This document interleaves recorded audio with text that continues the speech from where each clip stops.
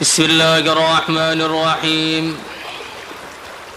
Wa an Buraidah radhiyallahu anhu qala qala Rasulullah sallallahu alaihi wasallam, man qara'al Qur'ana, barang siapa yang membaca Quran, wa ta'allamahu, dan mempelajarinya, wa amila bihi, dan dia mengamalkan dengan isi Quran, ulbisa, maka dipakaikan walidahu, kepada kedua orang tuanya, yaumal qiyamati, pada hari kiamat, tajan, satu mahkota, min nurin, dari cahaya, Dauhu, cahayanya mahkota tersebut, mitlu dau'is syamsi, seperti cahayanya matahari.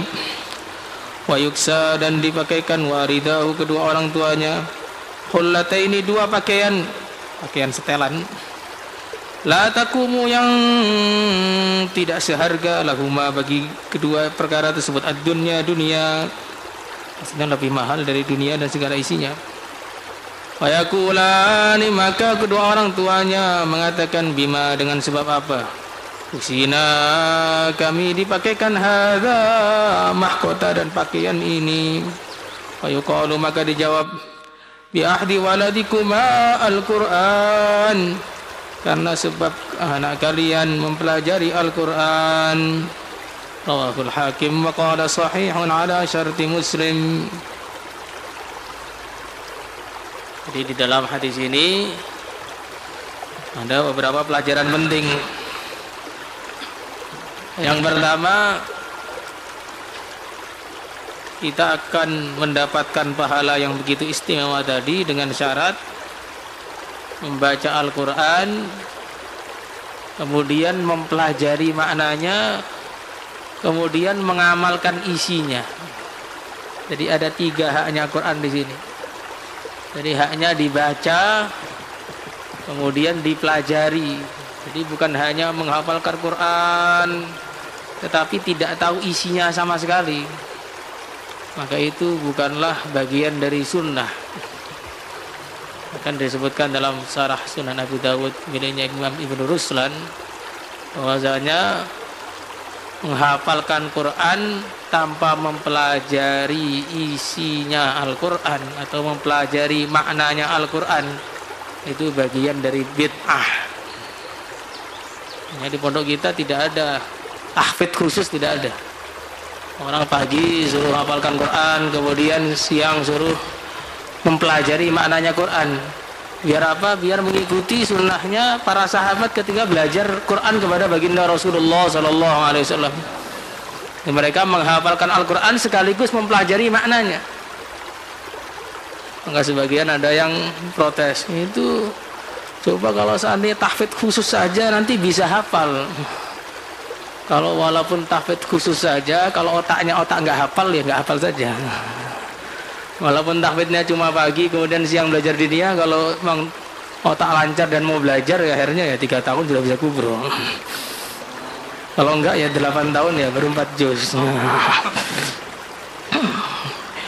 Ya, makanya yang pertama membaca Al-Quran, yang kedua mempelajari maknanya, kemudian yang ketiga mengamalkan isinya. Apa yang diperintahkan oleh Al-Quran kita kerjakan, apa yang dilarang oleh Al-Quran kita tinggalkan. Wa ma ataakumur rasulu fakhudhuhu wa ma nahakum anhu fantahu. Maka baginda Rasulullah sallallahu alaihi wasallam, beliau disifati oleh Sayyidah Aisyah, kana khuluquhul Quran. Beliau ini akhlaknya adalah Al-Quran. Maksudnya beliau ini seperti Al-Quran yang sedang berjalan. Apa yang diperintahkan oleh Al-Quran beliau kerjakan, apa yang dilarang oleh Al-Quran beliau tinggalkan. Begitu juga para sahabat. Seperti Sayyidina Umar radhiyallahu ta'ala anhu, disebutkan dalam hadis riwayat Bukhari, beliau ini kedatangan tamu yang begitu menyebalkan. Datang-datang langsung ngomel-ngomel, mencaci maki, berkata-kata yang tidak pantas. Maka Sayyidina Umar marah, hampir saja beliau memukul tamu tadi. Maka keponakan tamu tadi mengatakan, ya Amirul Mukminin, Ingatlah firman-Nya Allah Subhanahu wa taala, wa a'rid 'anil jahilin. Berpalinglah dari orang-orang yang bodoh. Ini orang ini bodoh, ini orang enggak bener, orang enggak waras. Enggak usah diikuti, enggak usah diabaikan. Enggak usah ditanggepin, ini orang bodoh, ini orang enggak jelas. Maka Sayyidina Umar yang begitu marah mendengar ayat Al-Qur'an langsung berhenti seketika marahnya. Nah, makanya kita coba praktek begitu. Walaupun kita ini ngantuk mamanya, ingat ayat Al-Qur'an, wa minal laili fatahajjad bihi nafilatan lak asa an yab'athaka rabbuka maqaman mahmuda. Langsung berdiri, hilang ngantuknya, tahajud. Nah, ya harusnya begitu. Kalau kita ini mau baca Al-Qur'an dengan bacaan yang cepet, seperti balapan MotoGP mamanya, langsung ingat warattilil Qur'ana tartila, bacanya langsung pelan-pelan gitu. Kalau kita ini mau lihat gambar-gambar yang haram atau mau berbicara dengan mar'ah ajnabiyah mamanya, maka langsung ingat wala taqrabuz zina, langsung ditinggalkan jauh-jauh. Bagaimana? Insyaallah semua niat. Ini namanya membaca Al-Quran, kemudian memahami maknanya, kemudian mempraktekkan dalam kehidupan sehari-hari kita. Ini yang pertama. Kemudian yang kedua kalinya, orang itu kalau amal dia akan bisa semangat kalau dia mengingat apa yang disediakan oleh Allah untuk dia. Kalau orang itu amal dengan ihtisab, maka amalnya bisa ikhlas, amalnya bisa sungguh-sungguh, amalnya bisa serius, amalnya bisa tidak malas-malesan, tidak ogah-ogahan. Maka kalau kita lihat sendiri, kita ini kenapa kok kalau amal itu kok malas-malesan saja? Karena fadilah amal itu jarang kita tampakkan di depan diri kita. Akhirnya amal itu malas-malesan. Seandainya kita ini amal dengan menampakkan fadilah, mengingat-ingat fadilah, maka amal bisa akan sungguh-sungguh. Seperti seorang tabi'in, Sayyidina Tawus. Beliau ini mau tidur, kemudian beliau pegang kasurnya. Wahai kasurku, kamu ini begitu lembut, kamu ini begitu empuk, tapi kasur di surga lebih lembut dan lebih empuk daripada kamu. Akhirnya nggak jadi tidur. Kalau kita ini, wahai alasku, kamu itu begitu empuk, enak dipegang kalau waktu istighosa. Akhirnya duduk-duduk di belakang itu, terus nggak mau ikut, cuma megang alas saja. Ini namanya tidak mengingat-ingat fadilah dari suatu amalan. Maka kalau kita bayangkan, kita ini kalau membaca Al-Quran, jadi hafidz Al-Quran, bisa mendapatkan macam-macam fadilah di sisi Allah Subhanahu wa ta'ala. Orang tuanya saja punya mahkota yang lebih terang daripada cahaya matahari kalau di dalam rumah. Apalagi anak yang menghafalkan itu sendiri. Gak bisa dibayangkan bagaimana keindahan mahkotanya, keindahan istananya. Maka akhirnya kita ini nanti menghafalkan Quran itu kan sungguh-sungguh. Tidak perlu dikejar-kejar, tidak perlu pakai buku setoran, terus baca Quran terus. Tidak perlu dipindah ke bawah pohon, terus baca Quran terus. Jadi ini menghadirkan fadilah ini satu perkara yang sangat penting. Baginda Rasulullah sallallahu alaihi wasallam beliau bersabda, "Man shoma Ramadhana imanan wa ihtisaban."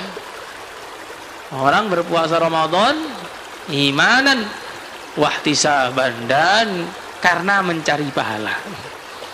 Nah, ini mencari pahala ini perkara yang penting, bukan hanya baca Quran saja, semua perkara kita usahakan bagaimana kita itu mencari pahala. Makanya kita nulis di kelas, rasakan untuk mencari pahala. Kita ingatkan, kita ingat-ingat bahwa tintanya ahli ilmu ketika disandingkan dengan darahnya orang yang mati syahid, maka lebih berat pahalanya tintanya ahli ilmu. Maka kalau ingat itu pelajaran itu nulis semangat. Nulis Bukhari pun semangat. Enggak bakal nyuruh makmurnya untuk nulis. Nah, jadi ihtisab ini sangat penting sekali. Wa an Ibnu Abbas radhiyallahu taala anhuma qala man qara'a al-Qur'ana, barang siapa yang membaca Al-Qur'an, menghafalkan Al-Qur'an, lam yuradda, maka dia tidak akan dikembalikan ila ardhil umur, kepada umur yang paling hina, maksudnya tua atau pikun. Wa dzalika qauluhu ta'ala, itulah firman Allah Ta'ala, tsumma radadnahu asfala safilin, aku mengembalikan sebagian manusia kepada sehina-hinanya orang yang hina, maksudnya umur tua dalam tafsir begitu. Illal ladzina amanu wa 'amilus shalihat, kecuali orang yang iman dan amal saleh. Qala Ibnu Abbas mengatakan, alladzina qara'ul Qur'an, yaitu orang-orang yang menghafalkan Quran, membaca Al-Quran. Rawahul Hakim wa qala sahihul isnad. Ya. Jadi di sini dijelaskan oleh Sayyidina Ibnu Abbas radhiyallahu taala anhuma, siapa yang menghafalkan Quran, membaca Al-Quran, maka nanti dia tidak akan dikembalikan kepada masa pikun. Masa pikun itu ketika orang itu sudah tua tapi seperti anak-anak lagi, hilang semua ingatannya. Nah, ini dari hadis ini kita bisa ambil pelajaran yang pertama, yang zahirnya, yaitu orang yang membaca Al-Quran, Allah akan jaga dia dari kepikunan. Itu yang sudah jelas. Kemudian yang kedua kalinya, bagaimana orang itu kalau amal agama, Allah Subhanahu wa ta'ala bukan hanya kasih dia pahala di akhirat, tapi di dunia pun Allah akan kasih pahala kepada dia. Ini harus diyakini ini. Jadi orang itu kalau amal agama, bukan hanya pahala akhirat saja, di dunia pun Allah Subhanahu wa ta'ala akan kasih anugerah-anugerah. Walau anna ahlal qura amanu wattaqau lafatahna alaihim barakatim minas sama'i wal ard. Jadi orang amal agama ini di dunia juga akan mendapat kemudahan. Karena di dunia ini juga milik Allah.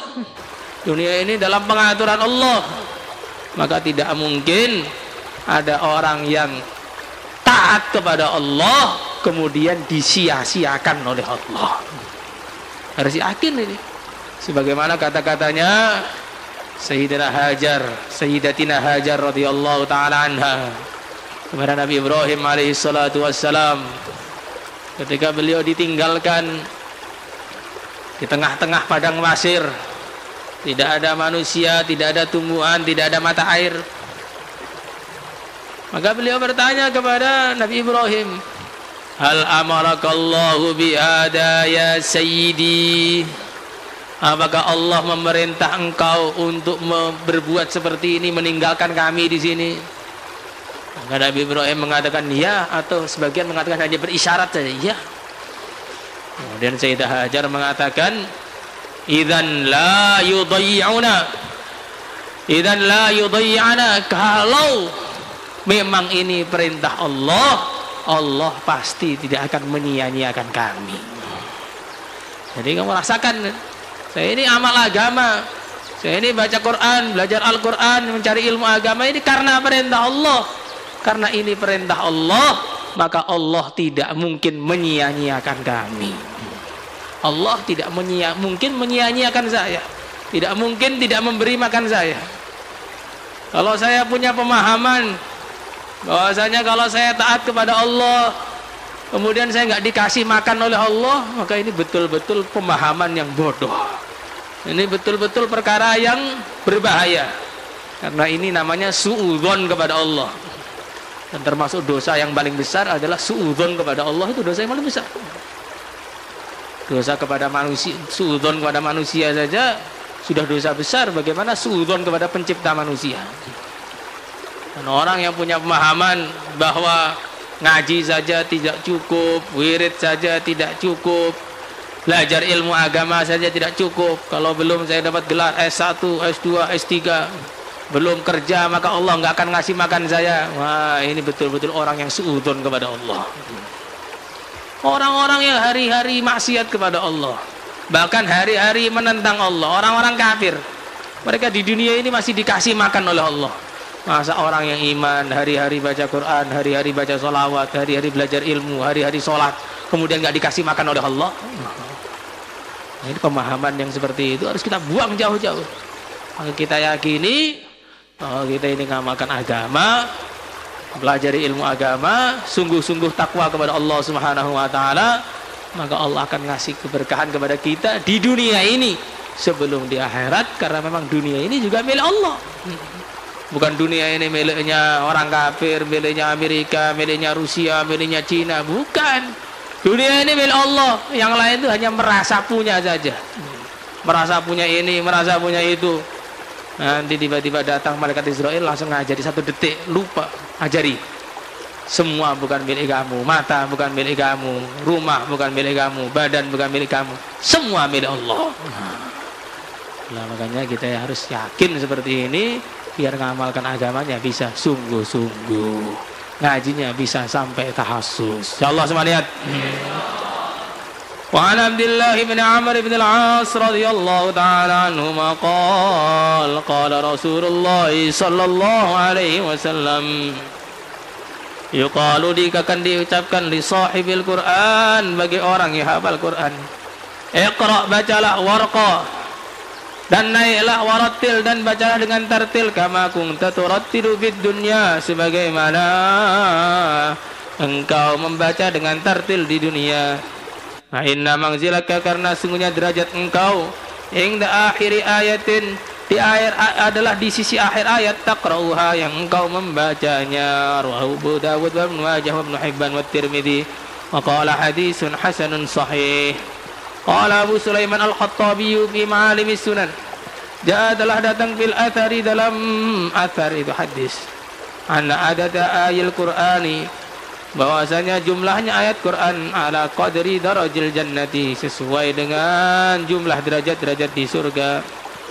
Wa yuqalu, maka diucapkan lil qari, bagi orang yang baca Quran, irqa, naiklah fid daraji, dalam derajat-derajat di surga, ala qadri ma kunta taqra'u, sesuai dengan ukuran yang kau membaca, min ayil Qur'ani, dari ayat Quran. Faman istaufa, maka siapa yang menyempurnakan jami' al-Qur'ani, semua Quran, istaula, maka dia akan mencapai ala aqsa darajil jannati, atas puncaknya derajat di surga, fil akhirati, di akhirat. Faman qara'a juz'an, karena siapa membaca satu bagian saja minhu dari Al-Quran, karena maka adanya raqiyuhu, naiknya dia, fid daraji, di dalam derajat-derajat tadi, ala qadri dalika, atas sesuai bacaan dia. Fayakunu, maka menjadi muntahal tawabi, puncaknya pahala, inda muntahal qiraati, di sisinya akhirnya bacaan. Ya, jadi di sini jelaskan orang yang membaca Al-Qur'an akan dikasih tahu, bacalah Al-Qur'an dan naiklah sesuai dengan bacaan kamu ketika di dunia.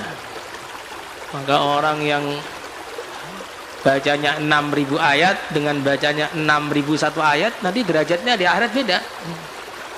Atau yang hafal semua Al-Quran dengan hafal hanya Al-Fatihah saja, tentu derajatnya beda.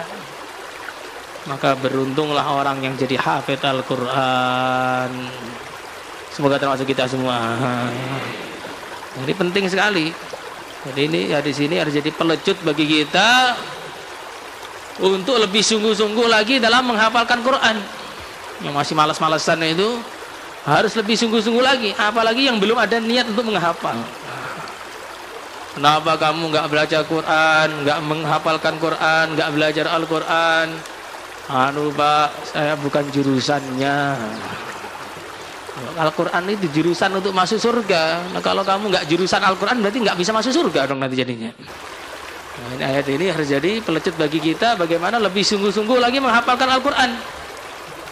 Kemudian yang kedua, harus kita yakini bahwa fasilitas yang didapatkan oleh manusia ketika di akhirat adalah sesuai dengan korban yang dia lakukan ketika di dunia. Makin banyak korbannya, makin banyak fasilitasnya. Makin sedikit korbannya, makin sedikit fasilitasnya. Tidak ada korbannya, tidak ada fasilitas di sana sama sekali. Yang ada hanya fasilitas api. Harus lebih serius. Maka disebutkan ada orang di akhirat sana dalam satu hadis, dia kehausan, sangat-sangat kehausan. Tiba-tiba datang puasanya memberi air minum dia sehingga dia tidak haus lagi untuk selama-lamanya. Ada orang yang ketika di akhirat sana para nabi sudah duduk berhalakoh-halakoh, dia mau duduk di halakoh mana saja ditolak. Tiba-tiba datang mandi jenabatnya, mendorong dia, diajak didudukkan di sampingnya baginda Muhammad SAW.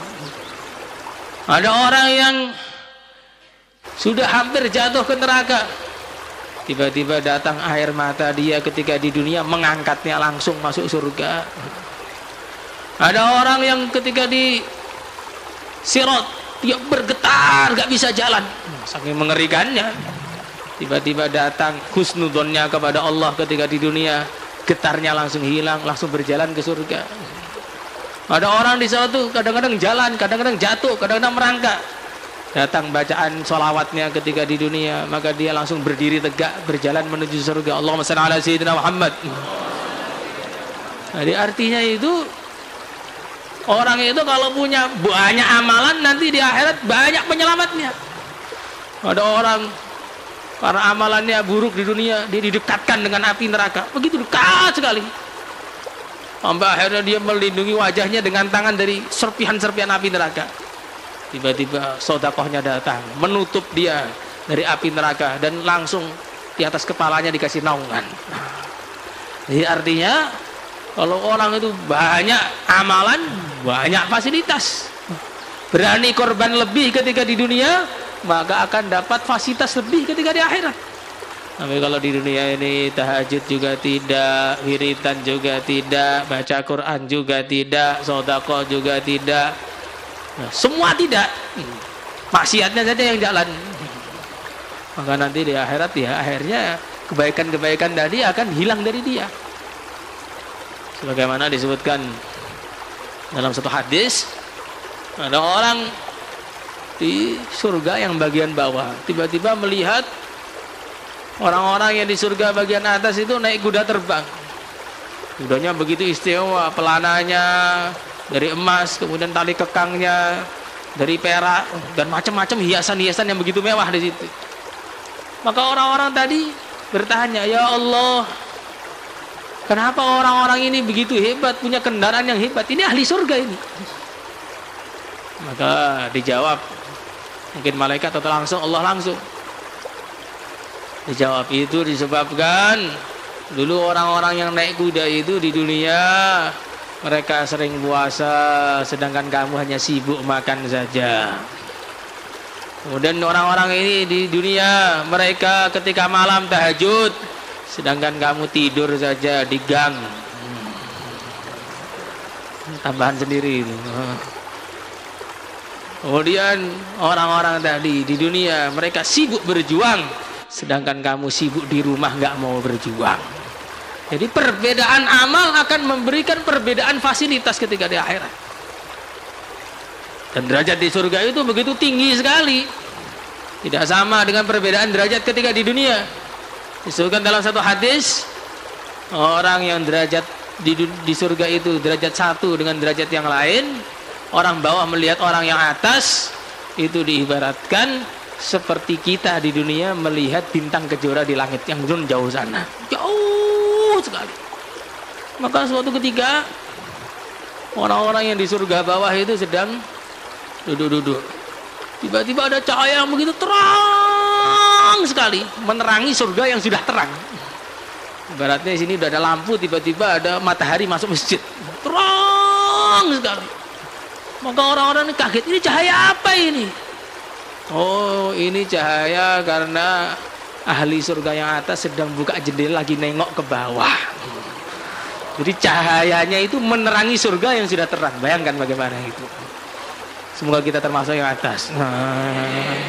Nah, ini fasilitas yang atas itu tentu dengan amalan-amalan yang tidak sama dengan yang lain. Orang itu bisa menjadi orang istimewa karena amalannya istimewa. Seperti kitab Bukhari itu umpamanya. Al-Imam Al-Bukhari kitabnya begitu istimewa. Diterima oleh orang seluruh dunia sampai sekarang. Dibaca di mana-mana, diterangkan di mana-mana, ditulis di mana-mana. Nah, bagaimana itu? Karena beliau punya amalan yang istimewa. Beliau tidak menulis satu hadis pun kecuali mandi terlebih dahulu, kemudian sholat 2 rakaat. Hadis Bukhari ada 9.000 lebih, berarti 9.000 kali mandi. Tapi untuk nulis hadis, kalau kita mandi kan biar glowing. Itu pun nggak glowing juga. Jadi orang itu akan punya pangkat yang istimewa seperti tadi karena punya amalan yang istimewa. Maka kita harus menyiapkan ketika hidup di dunia ini punya sesuatu yang istimewa. Ya nanti kalau ditanya oleh Allah, apa yang sudah kamu siapkan untuk berjumpa dengan aku? Kita bisa katakan, sholat kita kah, puasa kita kah, doa kita kah, wirid kita kah, sodakoh kita kah, bacaan Quran kita kah, atau yang lain-lain. Pokoknya kita harus punya persiapan yang istimewa untuk perjumpaan yang istimewa dengan Allah Subhanahu wa taala, pencipta alam semesta. Insyaallah semuanya. Salatullah